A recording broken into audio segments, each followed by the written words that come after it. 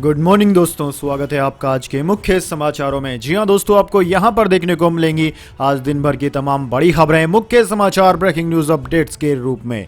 तो दोस्तों सीधे चलते हैं आज की पहली बड़ी खबर की ओर। केशव प्रसाद मौर्य का दावा, पहले चरण में बीजेपी जीतेगी 50 से ज्यादा सीटें, सपा बसपा और कांग्रेस का सुपड़ा साफ। जी हां दोस्तों, उत्तर प्रदेश विधानसभा चुनाव के पहले चरण में पश्चिम यूपी के 11 जिलों की 58 विधानसभा सीटों पर बम्पर वोटिंग के बाद सभी दल अपनी अपनी जीत का दावा कर रहे हैं। इसी बीच भाजपा नेता और यूपी के डिप्टी सीएम केशव प्रसाद मौर्य ने कहा कि मतदाताओं ने लोकतंत्र के महापर्व में खूब बढ़ चढ़कर हिस्सा लिया। मतदाताओं का उत्साह बताता है कि इस बार भी भाजपा को पिछले चुनाव की भांति ही अप्रत्याशित सफलता मिलने जा रही है। इसके साथ ही उन्होंने जनता जनार्दन का आभार प्रकट करते हुए धन्यवाद दिया। उन्होंने कहा कि उत्तर प्रदेश विधानसभा चुनाव के पहले चरण में 60.17% मतदान हुआ। मौर्य ने कहा कि जनता ने भाजपा के सुशासन और कानून से राज वाली सरकार के लिए अपना अमूल्य वोट दिया। दंगागर्दी, गुंडागर्दी और पलायन पर पूरी तरह रोक लगाने के लिए किए गए कामों को लेकर अपना वोट दिया है। उन्होंने कहा कि हम 50 से 54 सीटें जीतने जा रहे हैं। इसके बाद दोस्तों अगली बड़ी खबर, यूपी के 11 जिलों में 60% वोटिंग, सबसे ज्यादा 69% शामली और सबसे कम 52% गाजियाबाद में। 643 प्रत्याशियों की किस्मत ईवीएम में हुई कैद। जी हां दोस्तों, पश्चिम यूपी की 11 जिलों की 58 सीटों पर वोटिंग पूरी हो गई है। इन सीटों पर कुल 60.31% वोटिंग हुई।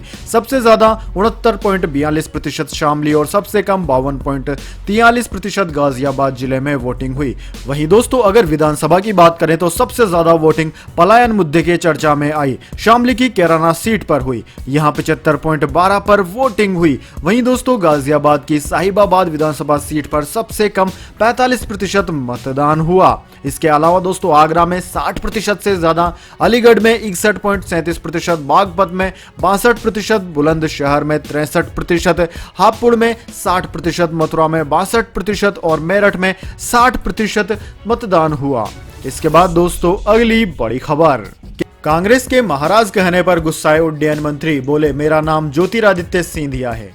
जी हां दोस्तों, नागरिक उड्डयन मंत्री ज्योतिरादित्य सिंधिया ने गुरुवार को कांग्रेस नेता अधीर रंजन चौधरी द्वारा महाराज कहे जाने पर आपत्ति जताई और कहा कि मेरा नाम ज्योतिरादित्य सिंधिया है। संसद में प्रश्नकाल के दौरान पश्चिम बंगाल में कुछ हवाई अड्डा परियोजनाओं से संबंधित एक प्रश्न पूछने के दौरान चौधरी ने लोकसभा में 2 बार नागरिक उड्डयन मंत्री को महाराज कहकर संबोधित किया। साल 2020 में कांग्रेस छोड़कर भाजपा में शामिल होने वाले ज्योतिरादित्य सिंधिया पर निशाना साधते हुए चौधरी ने कहा कि मामला यह है कि एक महाराज मंत्री है, दूसरा महाराज एयर इंडिया, जिसका अब निजीकरण हो रहा है। इसके जवाब में सिंधिया ने सबसे पहले सवाल पूछने के लिए कांग्रेस नेता को धन्यवाद दिया और फिर अपना नाम बताया। मंत्री ने कहा कि और मैं उन्हें बताना चाहता हूं कि मेरा नाम ज्योतिरादित्य सिंधिया है। शायद उन्हें कुछ गलत फहमी है और मेरे अतीत के बारे में बार बार बात करते रहते हैं, लेकिन मैं उन्हें सूचित करना चाहता हूं।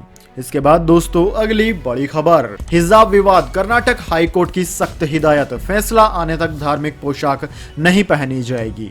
जी हां दोस्तों, कर्नाटक के स्कूल कॉलेज में जारी हिजाब विवाद खत्म होने का नाम नहीं ले रहा है। मामले की सुनवाई कर्नाटक हाईकोर्ट में जारी है। मामले की सुनवाई कर रही कर्नाटक हाईकोर्ट की बड़ी बेंच ने गुरुवार को सख्त हिदायत दे दी। कोर्ट ने कहा कि फैसला आने तक धार्मिक पोशाक नहीं पहनी जाएगी। कोर्ट ने कहा कि मामले में जल्द से जल्द फैसला सुनाया जाएगा, तब तक शांति बनाए रखना आवश्यक है। इस मामले पर कोर्ट अगली सुनवाई सोमवार को करेगा। दोस्तों कर्नाटक हाईकोर्ट ने मामले की सुनवाई करते हुए स्कूल कॉलेजों के संचालन को शुरू करने के लिए कहा। कोर्ट ने साथ ही हिदायत दी कि मामले में आदेश पारित होने तक कोई भी छात्र धार्मिक पोशाक पहनकर शिक्षण संस्थान में नहीं जाएगा। साथ ही शिक्षण संस्थान में जाने वाले छात्रों पर धार्मिक पोशाक पहनने का दबाव नहीं बनाया जाएगा। इसी के साथ दोस्तों हाईकोर्ट ने कहा कि जब तक मामले का निपटारा नहीं हो जाता तब तक सभी धार्मिक चीजों को धारण करने की जिद नहीं करनी चाहिए। मामले की सुनवाई के दौरान हाईकोर्ट ने पहले कहा था कि हम देखेंगे कि हिजाब पहनना मौलिक अधिकार है या नहीं। इसके बाद दोस्तों अगली बड़ी खबर, सीएम योगी के सपोर्ट में उतरी कंगना राणावत, कहा उन्हें पराजित कौन करे जिनके रक्षक हैं श्री राम। जी हां दोस्तों, यूपी असेंबली चुनाव में पहले चरण के लिए गुरुवार को वोट डाले गए।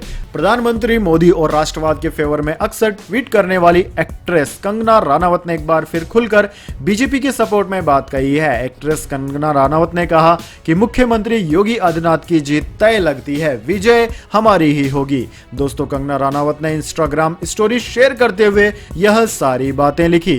दोस्तों आपकी जानकारी के लिए बता दें, बीजेपी को खुलकर सपोर्ट करती है कंगना रनावत। प्रधानमंत्री मोदी के साथ उन्होंने उत्तर प्रदेश के मुख्यमंत्री योगी आदित्यनाथ की एक तस्वीर शेयर की है और जीत का विश्वास भी जताया है। इसके बाद दोस्तों अगली बड़ी खबर, कोरोना वायरस। स्वास्थ्य मंत्रालय ने जारी की नई गाइडलाइन, विदेश से आने वालों को दी बड़ी राहत। जी हां दोस्तों, कोरोना वायरस के मामलों में कमी आते देख सरकार ने अब अंतर्राष्ट्रीय यात्रियों के भारत आगमन की गाइडलाइन में बदलाव किया है। सरकार ने कोरोना वैक्सीन की दोनों डोज लगवा चुके विदेशी यात्रियों को कई तरह की छूट दी है। केंद्रीय स्वास्थ्य मंत्री ने कहा कि दुनिया में 82 ऐसे देश हैं जिन्होंने कोविशील्ड या कोवैक्सीन को मान्यता दी हुई है। इन देशों से आने वाले लोग वैक्सीन सर्टिफिकेट अपलोड कर सकते हैं। ऐसे लोगों को कोरोना का RT-PCR करवाने की जरूरत नहीं होगी। दोस्तों मंत्रालय ने कहा कि कोरोना महामारी के मामले में कमी आते देख अब एट रिस्क कंट्री की कैटेगरी भी हटा दी गई है। अब जोखिम वाले देशों से आने वाले यात्रियों को क्वारंटीन रहना जरूरी नहीं होगा। मंत्रालय ने स्पष्ट किया कि विदेशों से आने वाले 2% लोगों की रैंडम सैंपलिंग जारी रहेगी। हालांकि उन्हें रिजल्ट का इंतजार करने के लिए एयरपोर्ट पर रुकने की जरूरत नहीं होगी। वे अपना सैंपल देकर बताए गए पते पर जा सकेंगे। इसके बाद दोस्तों अगली बड़ी खबर, कपड़े पर 12% GST टैक्स की दर को वापस लिया जाए। व्यापारियों ने वित्त मंत्री को लिखा पत्र। जी हां दोस्तों, व्यापारियों ने केंद्रीय वित्त मंत्री निर्मला सीतारमण से कपड़े पर प्रस्तावित 12% GST कर की दर को वापस लेने का आग्रह किया है। दोस्तों वर्तमान में कपड़े पर 5% की दर लगी हुई है, जिसमें वृद्धि कर 12% किया जाना प्रस्तावित है। व्यापारियों ने कहा कि इस प्रस्तावित वृद्धि को वापस लिया जाना चाहिए, क्योंकि इस तरह की बढ़ोतरी से आम उपभोक्ताओं पर 10% की दर का अतिरिक्त बोझ पड़ेगा और व्यापारियों को उनकी पूंजी को अवरुद्ध करके भी प्रभावित करेगा। Confederation of all India traders CAIT के राष्ट्रीय अध्यक्ष BC भरतिया और राष्ट्रीय महामंत्री प्रवीण खंडेलवाल ने वित्त मंत्री निर्मला सीतारमण को भेजे गए पत्र में कहा कि कई वर्षों से कपड़ों पर कोई कर नहीं था। कपड़ा उद्योग को वापस करके दायरे में लाना ही पूरा कपड़ा उद्योग के लिए एक बड़ा झटका था। केट के नेतृत्व में व्यापार संगठनों ने इसकी वापसी की मांग की है। व्यापार और उद्योग द्वारा यह अनुरोध किया गया था कि यथास्थिति 5% की दर से बनाए रखा जाए। इस दर को जहां भी 12% की दर को लागू किया गया है उसे घटाकर 5% कर दिया जाए। इसके बाद दोस्तों अगली बड़ी खबर, उत्तराखंड इलेक्शन। राहुल गांधी का प्रधानमंत्री मोदी पर हमला, कहा मुझ पर नहीं चलता ED व CBI का दबाव। जी हां दोस्तों, उत्तराखंड में एक चरण में सभी 70 विधानसभा सीटों पर 14 फरवरी को मतदान होना है। इसके नतीजे 10 मार्च को आएंगे। ऐसे में वहां चुनाव प्रचार जोरों पर है। राजनीतिक दल एक दूसरे पर जोरदार हमला कर रहे हैं। दिल्ली से भी बड़े बड़े नेता चुनाव प्रचार को लेकर पहाड़ी राज्य में पहुंच रहे हैं। दोस्तों इसी कड़ी में कांग्रेस नेता राहुल गांधी भी चुनाव प्रचार के लिए हरिद्वार पहुंचे थे। हरिद्वार जिले के मंगलोर में कांग्रेस प्रत्याशी काजी निजामुद्दीन के पक्ष में एक चुनावी सभा को संबोधित करते हुए राहुल गांधी ने कहा कि प्रधानमंत्री ने एक साक्षात्कार में कहा था कि राहुल सुनता नहीं है। उन्होंने कहा कि इस लाइन का मतलब आपको मैं बताता हूं। इसका मतलब है कि राहुल पर ED और CBI का दबाव नहीं चलता है। गांधी ने कहा कि प्रधानमंत्री सोचते हैं कि सबको उनसे डर लगता है, लेकिन उन्हें उनसे डर नहीं लगता। उल्टा उनके अहंकार को देखकर मुझे हंसी आती है।